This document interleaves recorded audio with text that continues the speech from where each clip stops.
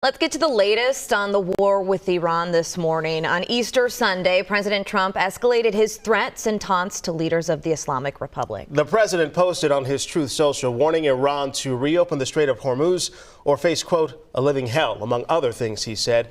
CBS News' Bradley Blackburn joining us from New York. Bradley, we're also hearing reports this morning of a possible ceasefire proposal. Where do you want to start? Right, AJ and Bear, we'll start with that new ceasefire plan. It was put together by Pakistan, delivered to the U.S. and Iran. It would create a 45-day ceasefire and reopen the Strait of Hormuz as a first step before a longer negotiation process. And this news comes after the president had some tough words for Iran over the weekend, issuing new threats and a quickly approaching deadline. There are reports the U.S. and Iran have received a proposal calling for a temporary ceasefire and the reopening of the Strait of Hormuz. The draft proposal was put together by negotiators from Egypt, Pakistan, and Turkey. It comes one day after President Trump threatened to strike power plants and bridges if Iran does not reopen the Strait of Hormuz in a profanity-laced social media post. Iranian officials say they'll fight back. Iran's reaction would be one of reciprocating any such attack. Iran's Revolutionary Guard says a senior intelligence leader was also killed in an attack. Missiles continue to fly in the Middle East this morning as the U.S. and Israel's conflict with Iran stretches into week 6. On Sunday, the Trump administration announced that a missing American airman was rescued 2 days after his fighter jet was shot down over Iran. President Trump declared it an Easter miracle. Senior administration officials say special forces recovered the wounded airman from the mountains, where he was hidden as Iranians also searched for him. You know, they put out a broad appeal to their people to turn him in, reward, asking for all kinds of leads.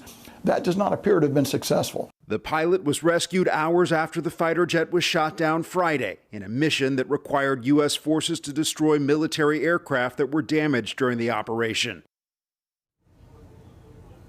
And we still have to learn how the U.S. and Iran will react to this proposed ceasefire agreement negotiated by Pakistan. We could learn more about the president's thoughts on this proposal today. He has a news conference scheduled later. Yeah, Pakistan proving to be a middle player right now. We'll wait and see how this all shakes out. Bradley Blackburn, live for us in New York. Bradley, thanks. Time is 6:03. Let's head over to the live desk for the very latest. Maria Lizignoli joins us now. And Maria, we are hearing from a family directly impacted by the ice surge here in Minnesota. We all remember Liam Conejo Ramos, the little boy from Columbia Heights in the blue bunny hat. You see him here in these photos that went viral. Liam and his parents sat down with CBS News immigration correspondent Camilo Montoya Galvez over the weekend, and they talked about the day Liam and his father Adrian were detained, what life is like inside immigration detention, and their fight to stay together. Now, Liam's mother, Erica, told us her son has not been the same person he was before their time in ICE custody. Él dice, Ela es mami. Liam doesn't want to leave the house. He tells me, Mommy, I don't go out because the police are outside and they're going to take me again. He hears a siren and he says, they're coming for me. Why? I haven't done anything. What has been the most difficult part for you during this entire process and situation, Erica? No poder estar aquí. Not being able to be here in peace. Being able to do what we used to do. Work, go out with the kids because of the fear. The family is currently seeking an asylum case, but the Trump administration is looking to terminate that. We will have much more on their case coming up in the next half hour, as I'm going to be sitting down in studio with CBS News correspondent Camilo Montoya Galvez. The full interview he had with the Ramos family will be on CBS Mornings starting at 7 a.m. Okay, looking forward to that interview, Maria. Thanks. President Trump says he will hold a news conference later today amid new reports of a possible ceasefire proposal. CBS News' Bradley Blackburn tells us it comes one day after the president threatened new massive strikes on Iran in an expletive-filled social media post if the Strait of Hormuz is not reopened. There are reports the U.S. and Iran have received a proposal calling for a temporary ceasefire and the reopening of the Strait of Hormuz. The draft proposal was put together by negotiators from Egypt, Pakistan, and Turkey. It comes one day after President Trump threatened to strike power plants and bridges if Iran does not reopen the Strait of Hormuz in a profanity-laced social media post. Iranian officials say they'll fight back. Iran's reaction would be one of reciprocating any such attack. Iran's Revolutionary Guard says a senior intelligence leader was also killed in an attack. Missiles continue to fly in the Middle East this morning as the U.S. and Israel's conflict with Iran stretches into week 6. On Sunday, the Trump administration announced that a missing American airman was rescued 2 days after his fighter jet was shot down over Iran. President Trump declared it an Easter miracle. Senior administration officials say special forces recovered the wounded airman from the mountains, where he was hidden as Iranians also searched for him. You know, they put out a broad appeal to their people to turn him in, reward, asking for all kinds of leads. That does not appear to have been successful. The pilot was rescued hours after the fighter jet was shot down Friday in a mission that required U.S. forces to destroy military aircraft that were damaged during the operation. Bradley Blackburn, CBS News, New York. During his first Easter as pontiff, Pope Leo called for peace but did not mention any specific conflicts. Let those who have weapons lay them down, he said. Let those who have the power to unleash wars choose peace. All week, Holy Week, leading up to Easter, the Pope repeatedly denounced war. On Good Friday, he said those in power will answer to God for their power to start and to end wars. Pope Leo says he will preside over a prayer vigil for peace on Saturday at the Vatican. Time right now is 6:06, and guess what? We missed a live shot by that much time. That much time. So what you're looking at right here, this is a previously recorded look from Artemis 2. Remember, the spacecraft, it can now feel the pull of the moon right now, and later today, they're going to see the moon in a way that no humans have before. It is orbiting at the furthest distance any manned mission has ever traveled. And listen to this, for 40 minutes, the crew will actually lose contact with NASA as the moon will block their signal. In an interview, the team is already feeling reflective. Listen to this. You're on a spaceship called Earth that was created to give us a place to live in the universe. Trust me, you are special. In all of this emptiness, whether you believe in God or not, this is an opportunity for us to remember where we are, who we are, and that we are the same thing and that we got to get through this together. So that's Victor Glover when asked about the importance of the Easter holiday. By the way, if you want to watch the lunar flyby this afternoon, live coverage will be on streaming platforms that includes Hulu, Netflix, HBO. Right now, lunar observations are set to begin just before 2 p.m. Central Time. You might think that you might think that introverts tend to be quieter than extroverts. But would you guess who would be a better listener? A new study says it is extroverts that are the better listeners. And this study actually came out of the University of Minnesota. So a local connection to the study as well. That's just alluded to it, though. I think, is this a held belief that you guys had, that introverts were better listeners compared to extroverts? Had you heard that before or no? I didn't attach that skill to either of those things. Yeah. You know, that's not really what I thought about for an introvert or extrovert. What did you think of? I mean, just more the internal portion of it for an introvert, like how they feel, not specifically what they're doing with social portions of the world, I guess. Bear, what did you see? Did you see that too or no? I feel like I've heard that stereotype that introverts they're always listening because they're not talking. They're not talking. They're quieter, more reserved. But thinking about it, it makes sense to me that maybe extroverts would be better listeners because. Right, an extrovert gets energy from people, so you're trying to get that energy by listening. I don't know. So these researchers said there's little academic research examining the relationship between personality dynamics and effective listening. So what they did was they broke this down to 4 studies: general listening, project listening, so if you're working on a project, one-on-one meetings, and conference interactions. So they had people evaluate themselves and others on their perceived listening ability. So if you're interrupting a lot, the speaking proportion, how that works, the positive effect. And the study found that no introvert, they did not have an advantage in this situation. And experts, as we said, may have a slighter edge for their, you just alluded to this, for their perceived listening abilities. Interesting. Are you surprised? You're not surprised when you hear that, when you broke it down? No, I think it kind of makes sense to me. Like I said, you're getting your energy from other people. Yeah. So you're focused on what the other people are giving you, I guess. Does that make sense? They said effective listening is what you said, Joseph. Yeah. It's not about someone being introverted or extroverted. Okay. Instead, it's more about the behaviors that communicated attention and engagement to the speaker. So some of those smaller things that you were just alluding to. It just kind of feels like a skill that anyone can learn if they practice it, just like most things. Did you write this study? No, that's just my thought process. Joseph is very in tune because they say this is good because it highlights that listening is a skill that anyone can develop, whether you're an introvert or not. You just have to be paying attention to those skills, and it's a skill that anyone can learn. You know what's interesting? Like you're in college and you take like a speech course or like some sort, like you're learning how to like give a public speech or to do that, but you don't really have one where you sit and learn how to listen. Like you don't really have a course for that. Maybe there is, and I'm just not familiar with it. What is listening? I think it'd be a nice like course to have. Maybe it would be. I agree. I agree. Remember, like in high school when you had to take, well, I'm dating myself now, like the typing classes? Yeah. A listening class could be appropriate for how to actively listen. I feel like we're missing a little branch of our, learning ability there. Could be, especially with technology now, sure. Yeah. Very true. Yeah. All right. We know dogs are considered to be man's best friend, but how did that all come about? Yeah. New research looking at the history behind the first domesticated dogs. These were not the first domesticated dogs. Not the one with the sweater. Yeah. Yeah. So big family tree here? So what's interesting, this is a new study, new research rather.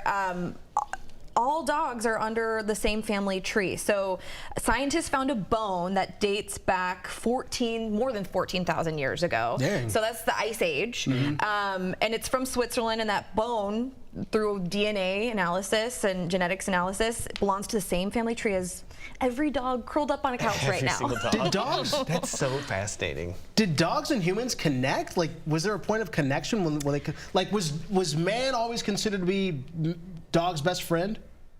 Well, that's a good question. And this goes back to pre-farming. So, which is interesting because I'm like, there was a time before farming, I guess, that as the world exists. But yeah, dogs, you had to hunt, right? Like exactly. Yeah, but so dogs were the first domesticated animal even before farming began. Wow. And dogs actually adapted better than humans. So when farming started, dogs mixed and blended together. Humans were replaced by incoming populations. Yeah. So does it mean that? Go ahead, Joseph. If I was a nomad, I think I would want a dog companion with me. So, yeah, I don't know. I'm not certain where that bond officially happened, but you said nomad. The first thing I thought of was the movie I Am Legend. Yeah. With Will Smith and his dog, and those two were walking around. But I imagine, like, in times before farming, almost like a similar set of circumstances where it's a man or woman and a dog that are partaking on this journey together, right? Yeah. That's kind of what it feels like? It would make sense. And how we relate to dogs today, I mean, there's got to be... It's we showed it. The sweater. Pup cups. I know, they might be a little more spoiled today than maybe 14,000 years ago.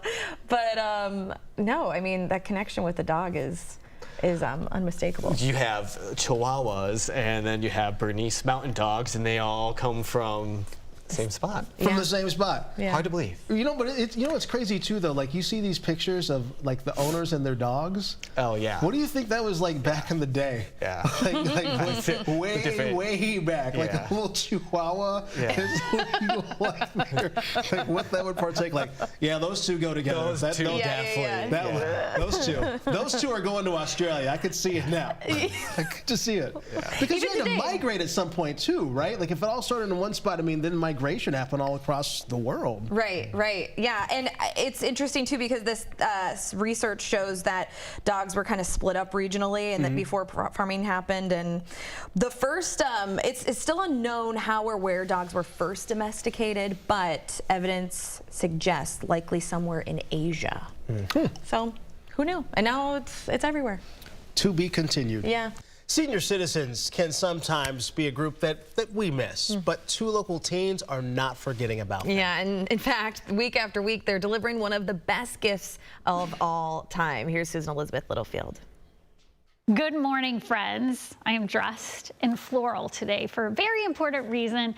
Look at this. These are my new friends, Andrew and Hayden. They're high school students in the Metro, and they have started something called Blessings of Blossoms. It's actually just something they do every single week where they go and pick up flowers. They get donations from Maple Grove Floral, and they deliver them to seniors. They go to nursing homes, assisted living, and it all comes from an idea Hayden said from a year ago. He heard in the church service he was at about giving to others and showing love, and he thought, I think there's a lot of people in this community who may be lonely. So they did it, and it's taken off. When I was in church one day, it was a message about love and kind of spreading love to others. Like, it kind of just came up in my head one day, and I decided to commit to it, and I called Hayden later that night. I really like working with them, so it was perfect. And I like helping people out, too. I was thinking, like, some of these people might not get a lot of visitors. Millie is 100 years old. When was your birthday? September 23rd. Happy late birthday. What was your name? Willie. Willie? Willie, yeah. My name's Hayden. Nice to meet you. What do you think of what they're doing? It's wonderful to see young men and people of their age being so kind and considerate of us elderly people. I think it's wonderful. Absolutely wonderful. Good-looking kids, right? April is Child Abuse Prevention Month, and 2 local advocacy organizations and 2 local are working together to raise awareness and discuss solutions aimed at protecting vulnerable children. Joining us now are Melissa DeBilzon from Safe Passage and Crystal McNally with Never Shake Minnesota. Thank you both so much for joining us this morning, especially given the really, really tough topic that this is. Thanks for having us. Thank you so much. Melissa, let's start with you. Maybe you can even tackle this. How big of a problem is child abuse right now that we're seeing in Minnesota? Child abuse is a lot bigger of a problem than most people realize. It's pretty prevalent. I mean, every year there's around 70,000 reports that are called into Minnesota counties. 70,000? 70,000. It's about 200 calls a day. Of people who are concerned about kids, whether they're concerned that they're being abused or neglected or maybe maltreated in some other way. Every year there's about 5,000 confirmed victims of child abuse and maltreatment, and then unfortunately there's about 20 kids who are dying every year. So what we're saying is, you know, if this were a virus, if this were a disease that were killing about 20 kids every year, we would be all over this. We would be investing millions of dollars. And there needs to be more attention and more of a focus on this issue because it's preventable. These kids shouldn't be dying. I imagine there's such a range when it comes to, you know, abuse. So what constitutes abuse? So it's really a range. I mean, it can be physical, it can be mental, it can be emotional, sexual, and then also neglect is a form of abuse. And we're not just talking about families that can't afford to feed their children or families who are homeless. That's a totally separate area. We're talking about intentional and willful neglect on the part of parents when they are reasonably able to do something different. Crystal, I know this is personal for you. Yeah. Can you talk about what Safe Passage focuses on first, and then talk about your journey as well? Yeah, so Never Shake Minnesota was born out of the need. My son is a survivor, and so when my husband and I went through this, there was no one to reach out to. There was no one who understood our journey like in that first kind of person. And so what we do is we reach out to victims that are in the hospital. We provide support to them. They get like a little care bag that says like, we will help you. And so we're two focused. We have one where we're giving money to victims, so they need rent, they're missing work, they need a specialized car seat, and they have medically fragile children. The other part is really connecting on the education portion. We've seen that there isn't a lot of talk out there about shaken baby syndrome, and so partnering with Safe Passage has been a great thing for us. And tell us a little bit about that partnership and how you guys are raising awareness on these important subjects. Well, I think, you know, what we just heard is that Never Shake is really doing a great job with providing those direct services. Crystal is at the hospital. I mean, she is right there with parents, helping to support them through these difficult times and giving them the resources that they need. Where Safe Passage comes into play is we're really more systems and advocacy focused, so we're working on what changes can we make at the legislature to strengthen Minnesota's child protection system? And so I'm super excited that our organizations can come together and really partner and sit down and talk with legislators and policymakers about these are the changes that we need to make, but then also, you know, how can we support families? How can we get this message out and help people understand the warning signs of abuse? I understand really quickly a big important day coming up at the Capitol. That's April 14th? Yes, that's correct. On April 14th, our organizations are partnering. We're going to be sitting down with legislators and talking with them about our ideas for how we can strengthen Minnesota's child protection system. Things like making sure every child has a court-appointed advocate in court. And many of them are volunteers. Things like making sure that there's proper education about signs of abuse in child care centers, which we know that's become a more of an issue lately. And then also even just, you know, looking at how is our child welfare system funded? I mean, there's inconsistencies from county to county because it's mostly funded through property taxes. So a child a child in one county could be receiving services and maybe treated a little bit differently than another county.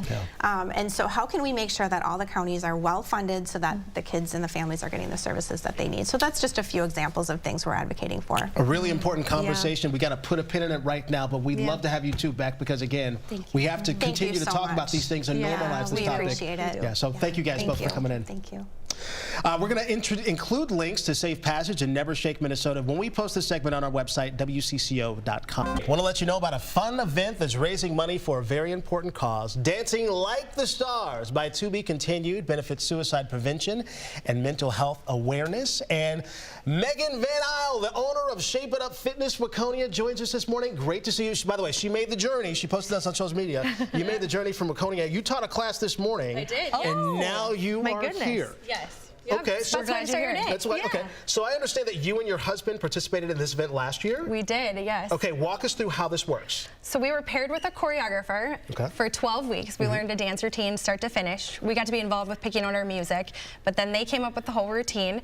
We learned it. It was very challenging, blood, sweat, and tears. Yeah. And then the day of performance was the most fun thing I have ever done, like I think in my adult life. Really? Yeah, it was incredible. Oh my God. 12 weeks? That sounds intense. It was very intense. Oh my goodness. But also like so fun. We did some moves where I flipped over his back, like a little pull me through bear hug into like a hug. It was fun. So what made you want to get involved in this in the first place? I think just anytime I can use my platform and my group fitness studio and help raise money for an organization of any kind is so important. And the experience alone, I knew it would be fun. It was outside of my husband's comfort zone, also outside of my comfort zone, and then just a fun memory to have together. Okay, so I understand that your studio, you offer some dance camps up there as well? Yeah, so dance camp, Yeah, tell us about that. It's my brainchild, like, come into life. We learn a dance routine start to finish with 30 women. This is our 12th round of it. Oh my gosh. It sells out every single time. Yeah. Myself and another Shape It Upper choreograph it all. We're not trained dancers either, so we like pull inspo from YouTube and the internet, social media, and then we put it together. We pick out costumes, a theme, and then we take it on tour. So fun. It is so fun. And then we take it on tour, and we take a party bus, and we hop around to different bars. Oh my gosh, sign me up, Megan. I know, you should. In Carver County, you guys should come watch the live performance. Yeah. It is on May 8th. Yeah. Okay. It's so fun. We take a party bus of husbands and other fans behind us, and then we just tour around. That is so good. It is so fun. Okay, oh so my goodness. You did this last year. Yes. I understand you're supporting a couple this year. Yep. Tell us about the couple you're supporting this year. So Great Friends, we had them sign up and do it because we're like best experience. Yeah. We'll help you fundraise. We'll let you use Shape It Up to practice. And then we did a fundraiser for them. Kyle and Brittany Cruz and Jerna are their names. And so they're dancing live this coming up weekend. Brittany is also in the dance camp. So she's learning both dances right now. Amazing. Okay, then look, Megan, you're here. Yes. Since she's in the dance camp as well, can you show us some of the steps, like some of the steps? Yeah. Are you guys going to do it with me? You want to try it? Oh, I'll try my best in heels. We'll do it. So it's cowgirl theme. We're going to all cowboy theme. We're all going to be in cowboy boots. And we're going to have our hands on our hips. And we're just kind of going to bump walk forward like a two-step. 1, 2, then left foot. 1, 2, right foot. 1. I'm not doing this. Left foot. Look. Okay. So that's like an 8 count. Easy in your cowboy boots. Just kind of show them off. Right. Then we're going to tap out to the right. Okay. 1, 2, and then we're going to turn over this right shoulder. Make a circle. Okay. Okay. And then to the left. Tap out 2, 1, 2, and turn over your left shoulder. Okay. And then you put that together, and then you just kind of keep building. Oh, what do you know? We've run out of time. We've run out of time. We can't do the full dance. Thank you so much for joining us this morning. To be continues Dancing Like the Stars Gala. Saturday, April 11th, the Glencoe City Center. We'll include a link with this segment when we post it, WCCO.com. I didn't realize we're going to have cowboy boots to dance today. You got to get some, AJ. New week, baby. Here we are. Temperatures today on the cool side, too. So we got a Monday here. We have a week where we're going to kind of do that up and down thing. We'll have some warm moments, some cooler moments. Today will be one of the cooler moments. It's just a high of 38 degrees, but sunnier skies in the afternoon. Eventually clearing out altogether, leaving us with some cool air by the time we head into tonight. That cold air is already up north. Look at this. Highs not even reaching 32 up north. We have Grand Rapids at 27, Bemidji at 27, and they have a fresh mat of snow up there from the weekend. So it's just going to be a struggle fest to actually warm up down in those areas there. I should say north in those areas there. Overnight tonight, I mentioned the clear skies. You'll see by the time we head into tomorrow morning, probably lower 20s, feeling like the teens. It's going to be the coldest air that we'll experience for this week with just single digits up north. So make sure you're bundling up for tomorrow morning. We rebound back to the 40s, not quite to our average, which will be 53, but a little bit better than the 38 that we'll have for today, with temperatures right around freezing up towards Grand Marais. We'll get out of all of this eventually. We'll bring in some warmer days. That will happen Wednesday and later this week. You can get more on those warmer temperatures and the extended forecast at CBS News Minnesota. Minnesota Wild are in the playoffs. There are still a few games left before they get there. We have Katie Vanelli with the Minnesota Wild and Chef Kyle Bowles here. And Katie, let's start with you because the team is on the final stretch here. They are on the final stretch, and it is a hot one right now, coming off a 3-game win streak. We have a couple of home games left tomorrow and next Tuesday, Prince Night and Fan Appreciation Night. Can you talk about the mood? Okay, talk about the mood at the beginning of the season compared to what it is now. Absolutely. Because so much has changed throughout the course of this season. It really has. And every single season you get a little bit of a peak and a valley, and you kind of go through that as a Minnesota Wild fan. Being there for 17 years myself, I definitely do as an employee. You know. But the beginning of the season was a little bit down, and, you know, I think everyone still had that special feeling. But you had the Olympics, you had Billy making big moves, trading for Quinn Hughes, and a lot of big names. There is a ton of energy injected into the state of hockey right now. Hockey's having a moment. So what can fans expect for the playoffs? Oh, fantastic. Well, single game tickets go on sale today at 2 p.m. And playoffs are going to be a hot thing this year. The best way to get season tickets, best way to get tickets is through becoming a season ticket member. But we have a ton of hot new food. Look. Great segue, Katie. You've done this before. We saw Chef Kyle over here. He's over here doing his best little... Put over adding the special touch. Talk about the meatballs, because these are different meatballs. What are they called? Yeah, so this is a program we rolled out just maybe a month ago or so. We're calling it Quinnesota Meatballs. Of course. For our main man, Quinn Hughes. Yeah, so good.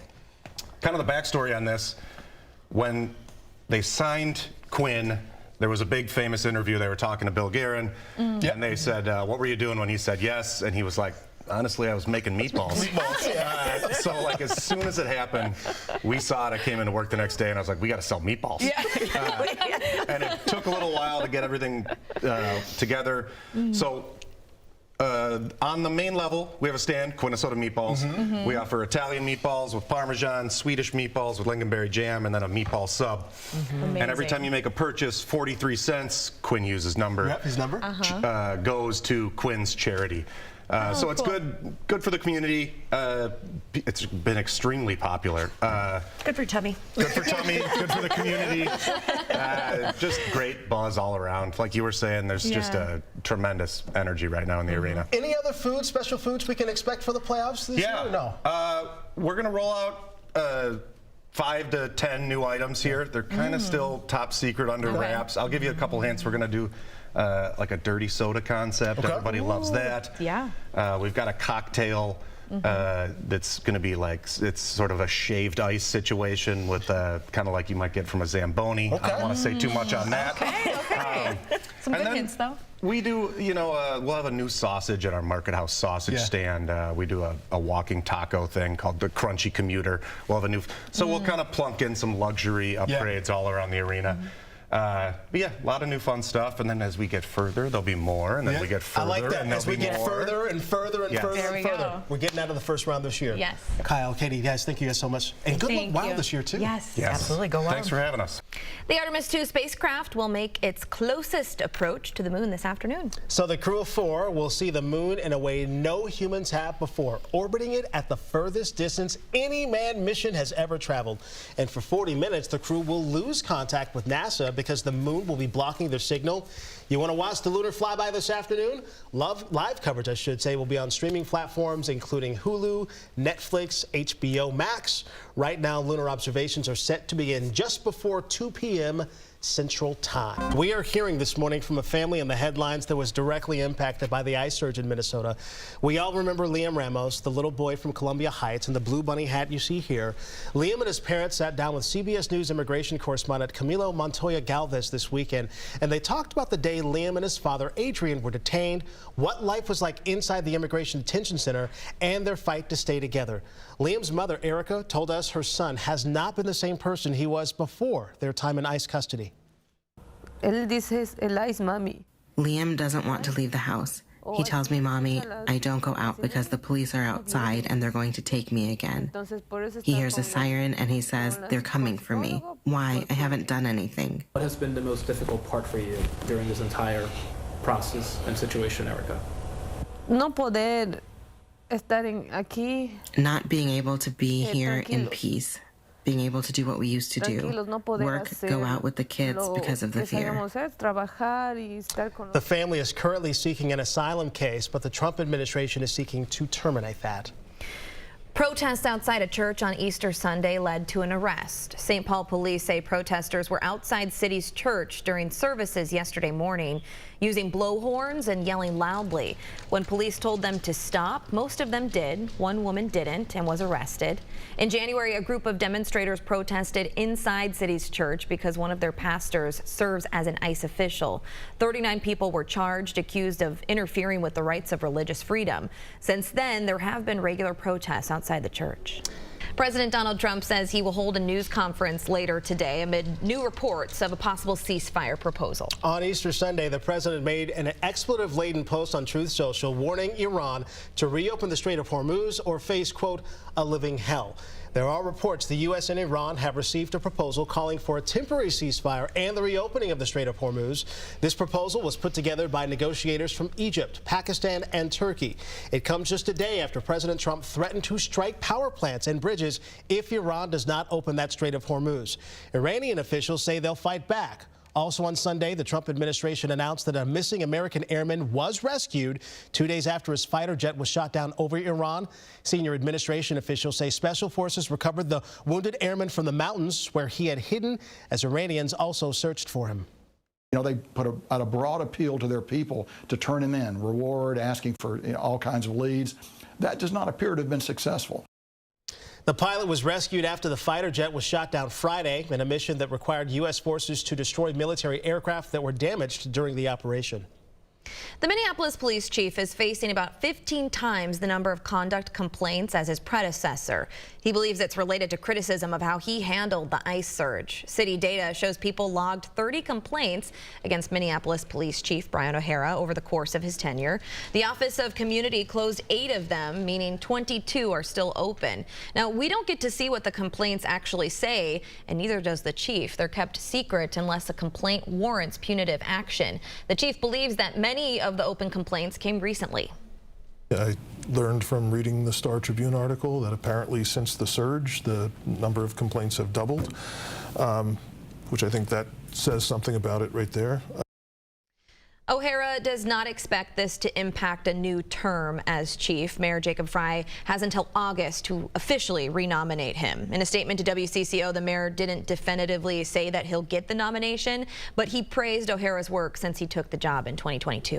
A Minneapolis street could soon be named after a fallen police officer. Officer Jamal Mitchell was killed while on duty in 2024. It happened in the Whittier neighborhood while he was responding to a shooting. Another person was also killed. The petition is a proposal to add a commemorative street to Blaisdell Avenue from Franklin Avenue West to 22nd Street West. The name would be Officer Jamal Mitchell Way. The Planning Commission is expected to vote on making that name change today. Work is now underway on a popular bridge. The I-94 bridge over the St. Croix in Hudson will remain open during this work, but you will see some lane closures. The bridge is undergoing concrete surface repairs, painting, and replacement of the sidewalk railing as well. Now, this work is expected to continue through Halloween. Did you indulge in some Easter candy over the weekend, or maybe some other kind of sweet treat? There's a new Talker research survey that looks at who has the biggest sweet tooth. It found Gen Zers like sweets the most. So we all celebrated Easter yesterday. Who partook in some candy? Of course. Anyone? Yeah, I had some candy. You had some candy? Some desserts. Okay, some desserts? Yeah. Was it an extra amount of desserts, Joseph, or no? Yeah, a little more, just for the holiday. Okay. Yeah, with family. Okay. There's more options, over the holidays, so there was a lot to pick from. So yeah, definitely had more than usual. What did you pick from? My baked desserts? Say that again? Baked desserts? Yeah, there was baked desserts. There was both, honestly. We had candy, we had baked desserts, we had all sorts of good things. Now hold on a second, because Beret Leone, you did bring in some sweet treats for the newsroom this morning. What'd you bring in this morning? I brought in some banana bread. Was this a part of yesterday's festivities too? It was, yeah. It was. So there was a loaf left over. I made 2 loaves, and so you just had a loaf left over. I thought you guys would like them. Oh my gosh, my goodness. But bread's great. Here's the great thing about an adult. It doesn't matter the day. You can have extra free will. Anytime you want to. Yeah. Anytime you want. Yeah. So, it could be a Tuesday. You say, you know what? I want some extra gummies. Yeah. I can do that now. Yeah, you can. Doesn't have to be Easter. Doesn't have to be a holiday. It can just be Monday. It could just be having a Monday. Amen. You say, you know what? I need to treat myself. I need to give myself a little bit of a break. I'm gonna have something extra. You're so real for that. No, yeah. You don't have to break open an egg for it. You could just go and get it. I can do it right now. I've got a stash of gummy bears in the drawer in case I'm having a hard time. Actually, I have some in the car. I've got like little bags in the car just in case you need like a little stuck in traffic. That's what I'm saying. That's one of the perks of adulthood. You can do things anytime you want. And you're not going to get in trouble. And you're not going to get in trouble. I mean, you may get a couple looks, but this is a judgment-free zone. Yeah. We're not judging here. Yeah. But we would like your feedback. Yeah. Do you have a sweet tooth? How often do you indulge in sweets? Do you have a favorite? We know Beret Leone loves banana bread. Send us your thoughts. You can go to our WCCO Facebook page, and we'll share some a little later on in the show. New week, baby. Here we are. Temperatures today on the cool side, too. So we got a Monday here. We have a week where we're going to kind of do that up and down thing. We'll have some warm moments, some cooler moments. Today will be one of the cooler moments. It's just a high of 38 degrees, but sunnier skies in the afternoon. Eventually clearing out altogether, leaving us with some cool air by the time we head into tonight. That cold air is already up north. Look at this. Highs not even reaching 32 up north. We have Grand Rapids at 27, Bemidji at 27, and they have a fresh mat of snow up there from the weekend. So it's just going to be a struggle fest to actually warm up down in those areas there. I should say north in those areas there. Overnight tonight, I mentioned the clear skies. You'll see by the time we head into tomorrow morning, probably lower 20s, feeling like the teens. It's going to be the coldest air that we'll experience for this week with just single digits up north. So make sure you're bundling up for tomorrow morning. We rebound back to the 40s, not quite to our average, which will be 53, but a little bit better than the 38 that we'll have for today, with temperatures right around freezing up towards Grand Marais. We'll get out of all of this eventually. We'll bring in some warmer days. That will happen Wednesday and later this week. You can get more on those warmer temperatures and the extended forecast at CBS News Minnesota. You might think that introverts tend to be quieter than extroverts. But would you guess who would be a better listener?